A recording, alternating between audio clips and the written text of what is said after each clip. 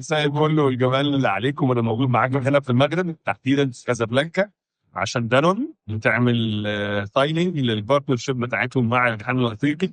هيكونوا موجودين الفتره الجايه في مشاريع كبيره جدا ليها علاقه بالكوره، وان شاء الله هيكونوا موجودين بشكل كبير في كاس الامم الافريقيه اللي هتكون هنا موجوده في المغرب. ان شاء الله منتخب مصر تكسبها ونعلق النجمه الثامنه باذن الله. بس عندنا هنا منافسه طبعا، يعني غمار مع المغرب ومع منتخبات ثانيه كتيره وكبيره.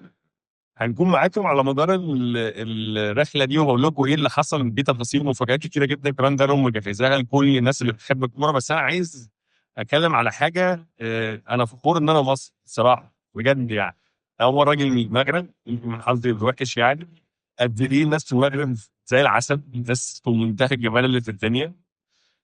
الناس بيعشقوا حاجه اسمها مصر، يعني بيموتوا في اي حاجه اسمها مصر. لما بس بيشوفوا الواحد، مش عايز اقول لكم بالبلدي زي ما احنا بنقول كده، بيشيلونا من على الارض شيل.